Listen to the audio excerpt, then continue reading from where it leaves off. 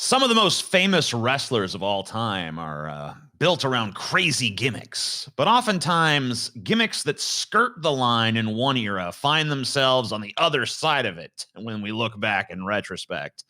Well, these are some wrestling gimmicks that you probably couldn't do today on Deep Fat Fried.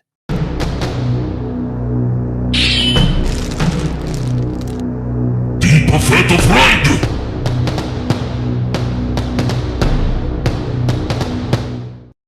Already disagree with the premise.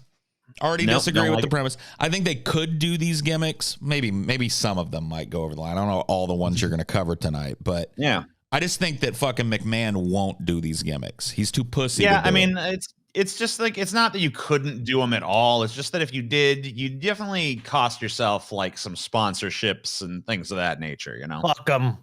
I'm tired of this woke shit, TJ. I'm tired of this woke nonsense. Well, here's a first one for you. This is adorable Adrian Adonis right here. Why not? Why can't you do it?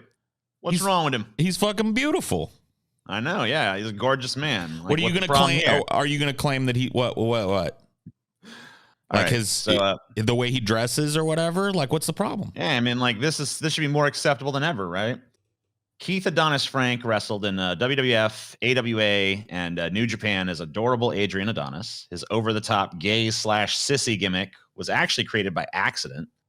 Adonis had been a bodybuilder since he was a teen and wanted to show himself off as a pretty boy that women, especially ring rats, that's the term for wrestler groupies, would fuck. You know, basically, yeah. He wanted to show off how fucking ripped and stuff he was, so that he could get, you know, pussy, basically. So this dude's like a gay guy. Yeah, he was trying to be super hetero, right?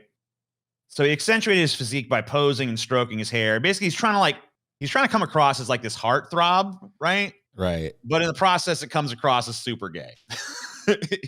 He looks super fruity doing this stuff. So he's trying to swoon, he's trying to impress the ladies, but all he's doing is making the men be like, what a fucking fag, bro. Can we normalize the word fruity again?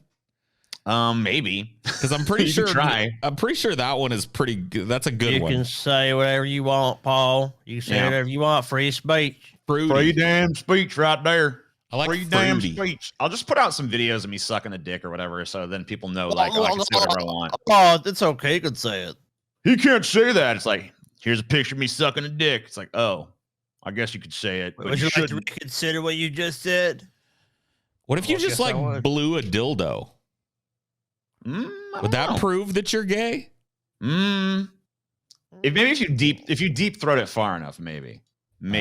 I can't do that. I got gag reflex. Dude, I love his makeup. I'm gonna do this on like my next stream or something. Yeah, why not? Do the one blue eye and like the rosy cheeks, you know? Yeah, dude. I mean, as far as like wrestlers go, like I get like I want to show off, like if you're like fucking 80s Ultimate Warrior Hulk Hogan or Randy Savage, but this guy's a fucking chunk. See, yeah, but you know, like he probably doesn't have the greatest like self-awareness and shit. But you know, once he realized how it was playing, he decided to lead into it, right? He chose to play it up further. He taunted the crowd by blowing kisses. He'd wear, you know, makeup and glitter, dress, you know, very effeminately and stuff, very outrageous. He would kiss his opponents. You know, he would he would also suck on lollipops. He would gaze longingly into the camera, jump around in the ring in a feminine, skippy fashion. You know, he'd kind of like do this sort of thing in the ring. Yeah. He'd gyrate his hips in a suggestive way towards his opponents and stuff. So, you know, basically once he realized what was going on, he pretty much is like, it's not really doing it. I'm not getting the pussy I wanted, but this is getting like a weird crowd pop. As they're like, you know, raging homophobia and sexual confusion fucking makes them hate me. So lean into it. Pipey doesn't like this. I don't like how this makes me feel. Boo! This makes me question too many things. I hate you. Hurt him because it makes me feel weird. You know. Oh yeah. I actually kind of remember a Futurama joke about this where like Bender becomes a wrestler and he becomes like, he's a very popular wrestler called Bender the Offender, but then they starts to wane in popularity. Like, okay, we're going to make you a heel now. And they even like put in the ad, like, you loved him as Bender the Offender. Now get ready to hate him as he makes you question your sexuality as the gender bender. Yeah.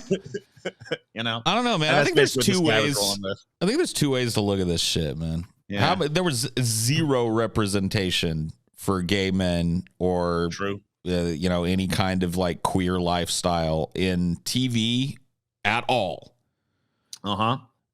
And then this guy comes along, and at the time that he was, you know, coming out, WWF at the time, WWE now was like skyrocketing in popularity. Oh yeah. And I think I'm going to feel the same way about a lot of these things. I feel like wrestling gave people a release valve for their social anxieties and shit that wasn't real. And it allowed people to, like, you know, whatever, treat things that are overly serious as kind of like a game. And it gave people something that was like to do other than beat on other people or hate on other people. You know what I mean? Yeah. I mean, maybe, you know, it's like there's like a weird line that we often kind of come up against in different forms of art about, like, is this catharsis that is exercising this stuff, or is this like encouraging this sort of behavior? And it's like, where do you draw the line? There are gay men that are this way more flamboyant than this. Like all the way up the drag queen scale to the absurd nth degree flamboyant. Nobody questions them. Yeah. Right? So how is this an offensive fucking thing? And if you're going to say, oh, it's because he was a straight guy playing a gay guy, like, fucking see any number of movies where straight guys play gay guys that nobody had a problem. You know what I mean? Like, what is it? I really don't see the problem with this. But I mean, like, you know, the main thing is just like the crowd hated it, but like he didn't control the crowd's reaction to it, right? So, you know, hence the crowd like what I was talking about. If the crowd had ate this bit up and been like, yeah, go gay. You know, like the little fucking it's performance. It's a performance art, dude. I mean, wrestling is half of it is your fucking character. I mean, the in-ring ability is great, but he got a reaction from the crowd, dude. And if people want to be mad about it later on, who fucking cares? Let them go whine, go cry into a pillow or something. Well, we got a lot more to go over, so I want to get through with him. So he was eventually teamed up with the Mouth of the South, Jimmy Hart, and they became like even more hated because there's a tag team or whatever. The greatest manager of all time. I mean, he has to be, right? Jimmy Hart. Yeah. He wasn't a wrestler. He was a manager. Yeah, he was a manager. Yeah, correct. But so like basically, you know, they got him even more heat. He probably would have been a bigger star than he was. I don't know if he would have been with this gimmick forever, or maybe it would have transformed, or maybe it would even have been seen as like something that, like, wow, this maybe opened some doors or something. Did this guy not pave the road for fucking Gold Dust? Oh, he definitely did. Yeah. So there you go. It's been done again already. But anyway, he actually died right before returning to the WWF. He died in 1998 at the age of 34. He was fixing to come back onto the scene. But he got severe head trauma because his van swerved into a moose and then fell into a creek. Or swerved to avoid hitting a moose, I guess. But he still hit the moose. So he got in a fucking moose-related accident, which is like a very ignoble way to fucking die. But there are worse ways. Severe head trauma, and you know, died pretty bad. Wrestlers have gone out worse. Sure. And I'm just surprised he's only 34, because honestly, to me, he looks older than 34 here. But so actually, he might have actually been after Gold Dust, because Gold Dust has been doing that shit for quite a while. Yeah, I don't know. It'd be interesting to see when Gold Dust first appeared. He started in the 90s, didn't he? I mean, he didn't start. I think the dude, Dustin Rhodes, I think he started wrestling in the 80s, right? But, yeah, as like Dusty Rhodes or whatever. Or wasn't his dad Dusty Rhodes? Yeah, his dad was Dusty Rhodes. His dad was Dusty Rhodes. So he's Dustin Rhodes Jr. Isn't he? Yeah, I think. Is that his name? I am not sure what his actual name is, but Cody Rhodes, is that his name? Dustin Rhodes is actually Goldust. Yeah, right. Okay. His dad was Cody Rhodes. Okay, no, his dad was Dustin Rhodes too. Yeah, Dustin Rhodes. It was Dustin and then Dusty. His dad was Dusty. He is Dustin. So there you go. Too fucking confusing. But yeah, he's that dude's been wrestling forever. I think he still wrestles to this day, and he's been wrestling for fucking decades. He's been wrestling since 1988. Goldust has. That's not this guy. crazy. I don't know when this guy started.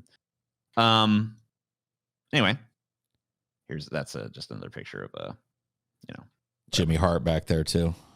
Anyway, let's move on. This Is this Eugene. a retarded guy? Yes. Oh. This is Nicholas. Well, his name is Eugene. His character's name is Eugene, but this guy's name is Nicholas David Dinsmore. He's 10-time Southern Tag Team Champion in OVW with Rob Conway and the Lords of the Ring.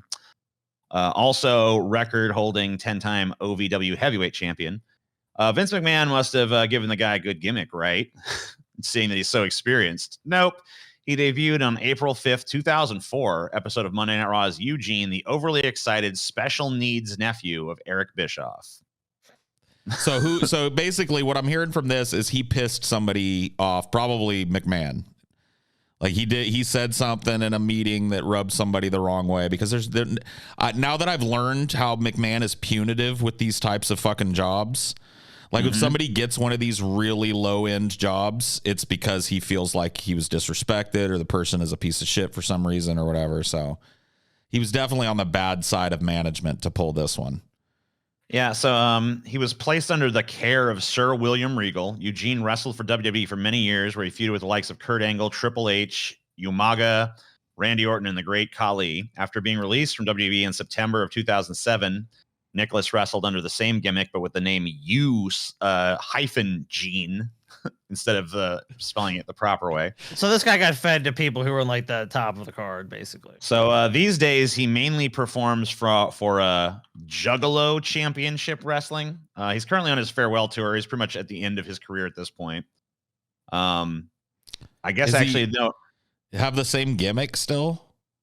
I believe he does. Yes. Yeah, he still does. Because this is from 2022. Oh, boy. And here you can see him doing this shit, I guess. This Monday, March the 7th, ICP Network presents a free show from the Crowfoot in Pontiac, Michigan, and streaming live. You can't even get through a Is fucking... he supposed to be... Like, you can't even get through a promo without fucking doing this shit? I don't know. Yeah, this one confuses me. He probably hammed it up a little bit more back in the day, but, you know... He's pretty old now, at least for a wrestler. Here's another gimmick that you probably couldn't get away with these days. Oh. This is Kamala. See, I know now, and Yeah. I'll be dead honest. I know now why this is offensive and wrong. You know, like it's just bad news bearers. But it's bad juju, Paul. But dude. Back in the day, he was another like weirdo guy. You know what I mean? I loved the dudes that had a really crazy backstory, and he was like, you know, right. I mean, you and I have both. We've kind of talked about our affinity for like the more like outlandish sort of cartoony wrestlers, like Doink or something, or the Road Warriors, or like these people that are like over the top. Yeah, for sure. This guy his name is Kamala Harris, which is really weird. James Arthur Kamala Harris. Whoa. Yeah, wrestled for WWF between 1984 and 1993. So for like 9 years as Kamala the Ugandan Giant.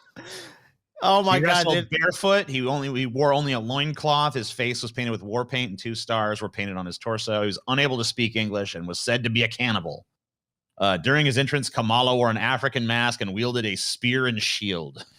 Dude, I remember when he would get over on somebody, he would like look at them all hungrily and start like licking his lips and rubbing his belly, and the other person would do that whole like no, and the fucking announcers would be like, he's gonna eat him.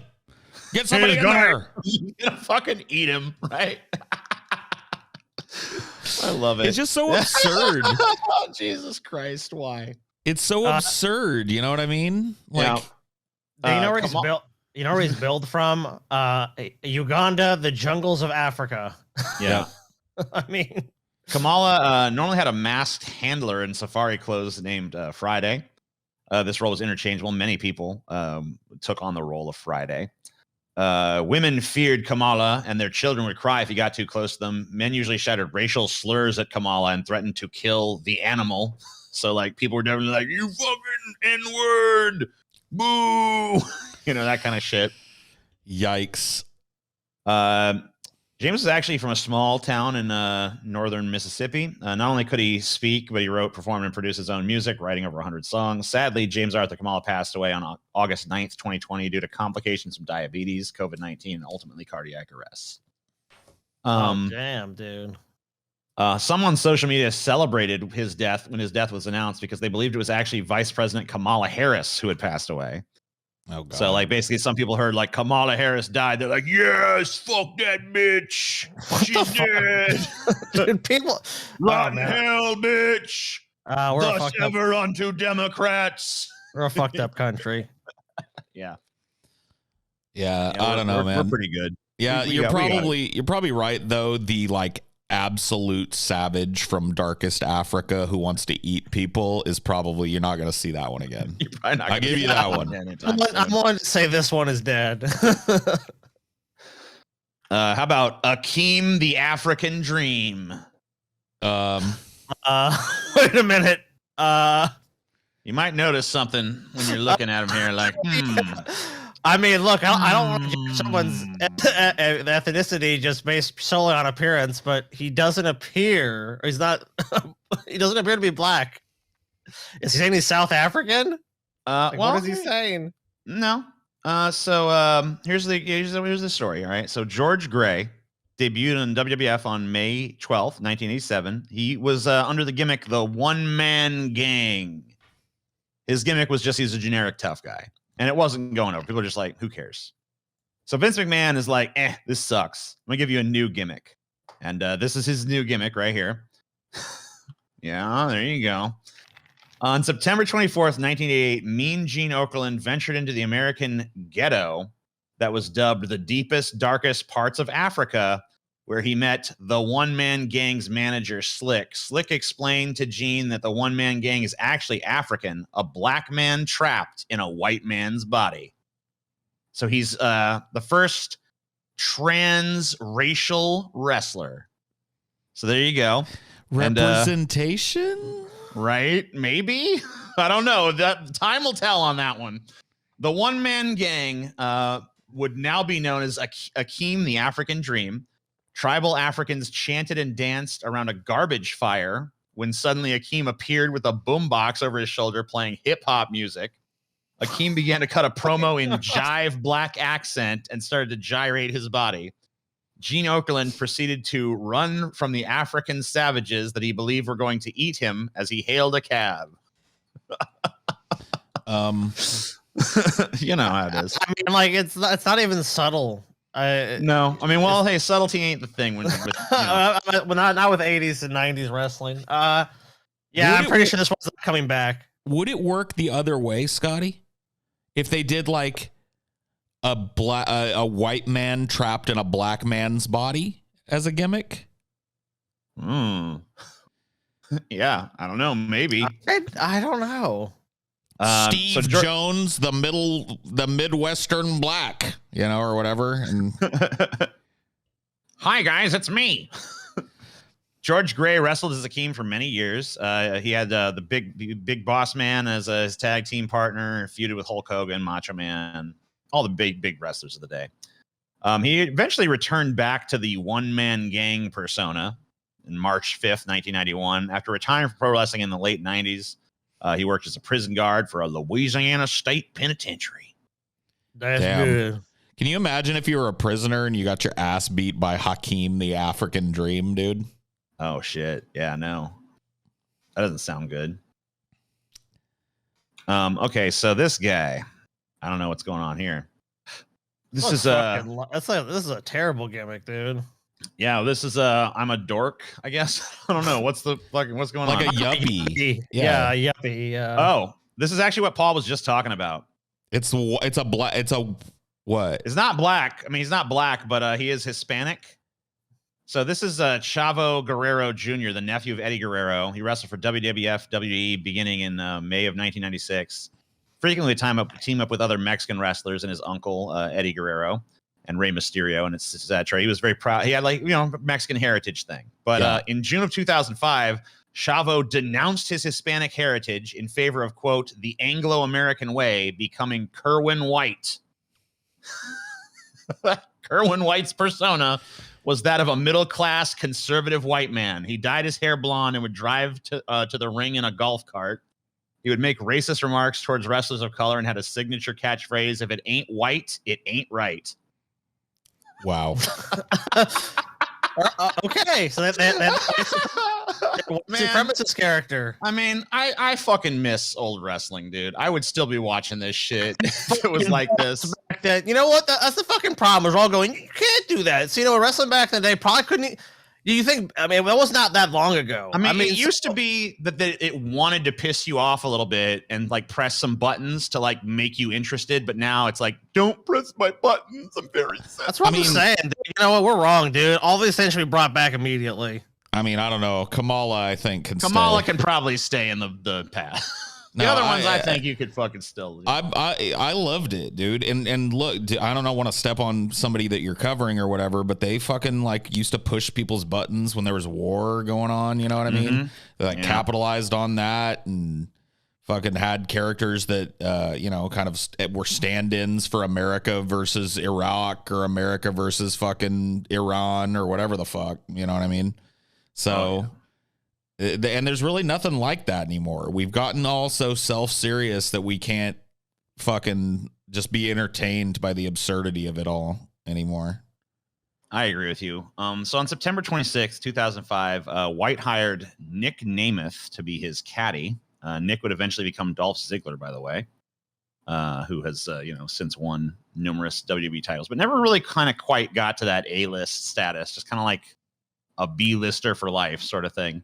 Yeah. Damn. So this gimmick kind of died when Eddie Guerrero died.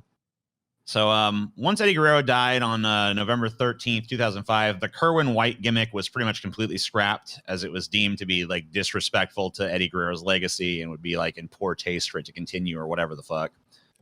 Because I guess like, now you're like carrying the Guerrero name or whatever the fucking hell. And this dude was like, obviously, Eddie Guerrero was definitely the biggest of the Guerreros, even though a lot of them are in the wrestling business. Oh, yeah, he was a really good technical wrestler. So I've gone to great lengths to avoid pulling actual clips from this shit, and we definitely can't play the sound from this, but I do want to just play. I want to show you some of this guy's entrance because it's just like too good. So there's literally, they bring out a white picket fence for it. He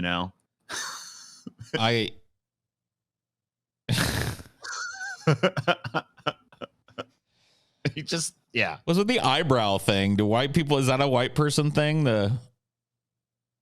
I guess we do this a lot, we're white. So it's like, hey, we got eyebrows. How you going? Look at our brow.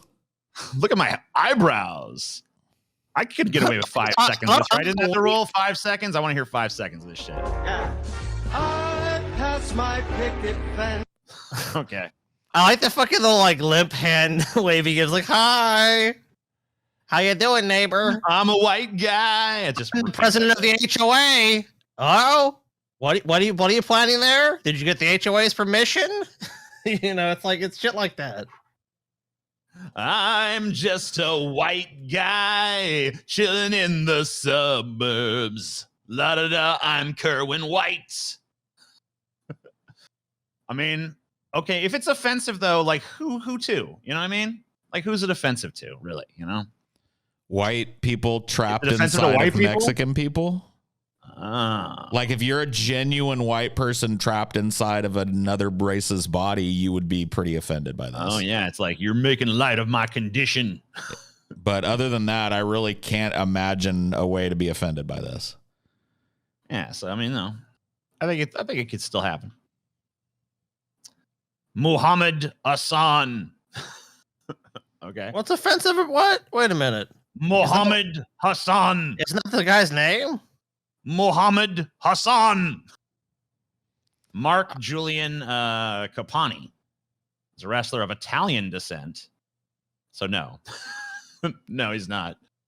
I mean, Italy and Spain were invaded by the Moors. I mean, he might have very well. He might very well have that ancestry. You know, TJ, how is this offensive? You know, because he's got the little thing on his head. I mean, that's just, you know, maybe he likes that culture. He's like, that's a good culture, so I want to wear it. What's wrong with that? Amen, bro. So he debuted in WWE in December 13th, 2004, as Muhammad Hassan, alongside his Iranian manager, Khosrow Davari. Muhammad described himself to the crowd as a wrestler of Jordanian Palestinian descent who wanted relief and payback for the prejudices and stereotypes that followed the 9/11 terrorist attacks. Khosrow, isn't that the Iron Sheik? I don't think so. No, that's his name. Sure maybe, I don't know. I don't think that's the Iron. They just say that it was the Iron Sheik then, though, right? Well, maybe they weren't. Maybe he was. I don't know, dude. Hold on. I'll look it up. I'm pretty sure it's not, but I will check. For the sake of completion. Oh, wait, but people used to call him fucking. No, his name is Hossein Khosrow Ali Vaziri. Yeah, that's a different guy. Just happens to have a similar name. Got it. But anyway, Muhammad described himself. Yeah, he's like, I am here to get revenge for 9/11. You discriminate against my people. And of course the crowd is like, boo, fuck Muslims, boo. Yeah. So he concluded with an extension of his hand and a loud praise to Allah, leading a loud boos and, go home back to fucking, yeah. Hassan went on to defeat the likes of the Hurricane, Chris Jericho, Chris Benoit, Jerry the King Lawler, way past his prime at that point, and Sergeant Slaughter, also just like insanely past his prime. I mean, post 2004, for fuck's sake. But of course, after a long win streak, Hassan began a losing streak where he lost to Hulk Hogan, Shawn Michaels. They fucking dusted out a lot of fucking mummies for this dude to fight. John Cena and Shelton Benjamin. So basically, like, they made him invincible for a while. He's the Arab. You can't beat him. He just goes through opponents. And then, of course, they didn't want to have him wrestle. They didn't want to have him wrestle anybody that wasn't at least 30 years his senior. They used all their like old super talent to get him over. And then, I mean, I don't know, dude. This is like a touchy thing for me because this actually, it happened with the Iron Sheik as well. The Iron Sheik was basically like put up there as an avatar for people's hatred of Iraqis and, just generally Middle Eastern looking people during the first invasion of Iraq under Bush Sr. And, that shit I was talking earlier about how it kind of gave people a release valve for their basest and darkest kind of instincts that wasn't going out and punching a Muslim to death or whatever the fuck, you know what I mean? Not that didn't happen, shameful as it is, but you know what I mean? I don't know. Like, where do you draw the line between just like anti-Muslim bigotry and just entertaining people's fucking own, because it wasn't like the people in that audience just like walked out in disgust at the betrayal. They were all going with it. So, I don't know. It's kind of hard to say with that kind of thing. Especially when you're like, I don't know, because you could say you're like trying to like incite those sort of like passions in people, but you could also say like, look, that already exists out there. The reason we're doing this is to like kind of like but nobody's getting beat to death. Else. Nobody's getting beat to death in here though. Right. And then all these fucking chest, you know how these idiots work? Do you like maybe that's why people don't look at it this way because they haven't been around enough slack jaws in their life. Dude, take it from me. I won't speak for you guys, but I've been around a bunch and I know how they blow off fucking steam. You know what I mean? Right. Sometimes they just need that little like release valve, right? That's what I'm talking about. And that's probably what most people won't understand about that position that I'm taking. But for some of these people, you're not going to shame them out of their stupid beliefs. So just give them a play show where they can go, yeah, stop that Muslim. So they don't actually have to do it in real life. You know what I mean? Does anyone else think that Paul's comments in that show were just preparing you for it? Paul just wants people to endorse racism. Paul just thinks racism's fine. Because, I guess it's fine because it's a catharsis, quote unquote. Yeah, I know. Just letting you know. On July 4th, 2005, one of the most controversial moments in WWE history, after Muhammad's manager, Daivari, was defeated by The Undertaker, Hassan began to pray on the ramp for Allah to take vengeance. And suddenly, 5 masked men wearing black T-shirts and camo pants attacked The Undertaker with clubs and a piano wire. Damn. Hassan Wrecked. put The Undertaker in the camel clutch and left the dead man beaten badly. Hassan was forming a terrorist stable. 3 days later, the London bombings took place. Several television networks demanded the character be removed. After losing to The Undertaker, the Great American Bash on July 24th, 2005, Hassan was removed from WWE television, never to be seen again. So wait, Yes. nobody cared about the character until a The bombing bombing, yeah. happened, and that was the trigger for people to demand it be removed. So it was later revealed that Vince McMahon had actually planned to make this guy WWE champion, which would have made him the youngest WWE champion in history.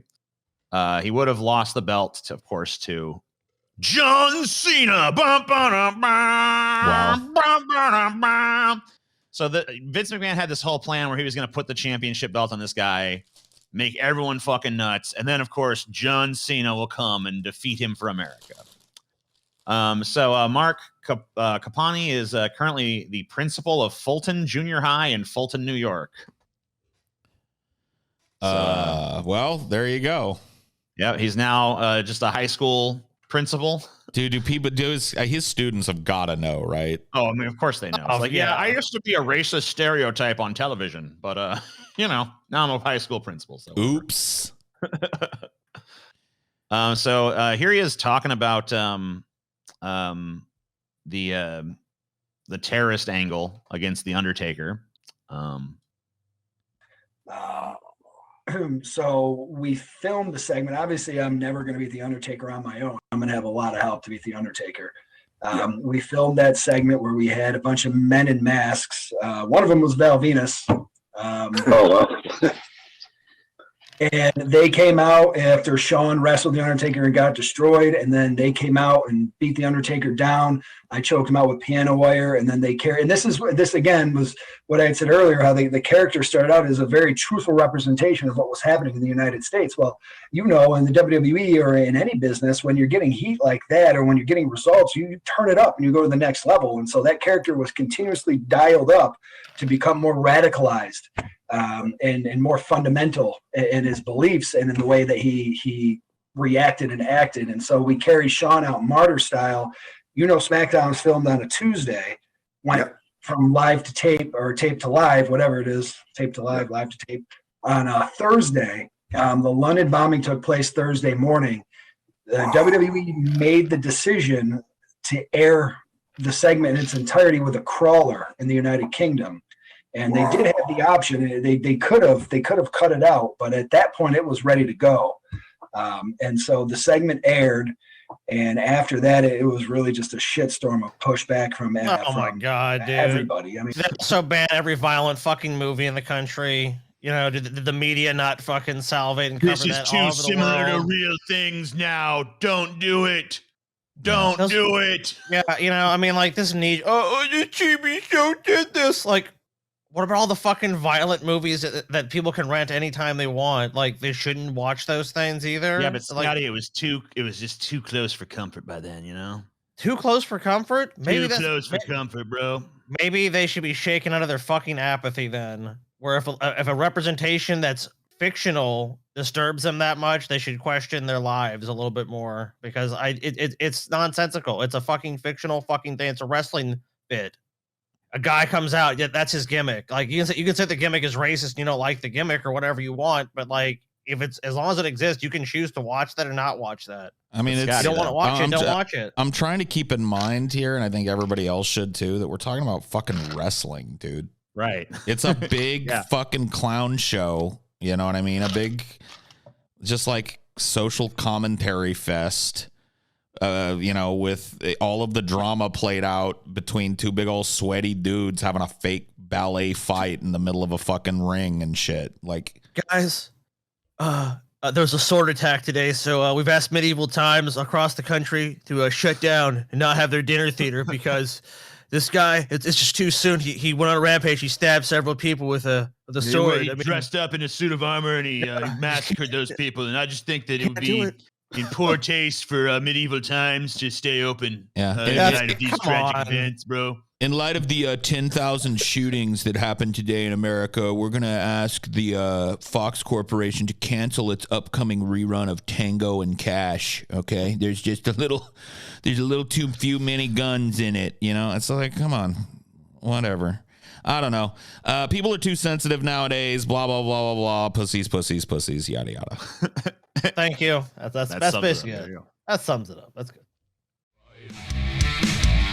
Big bad fight.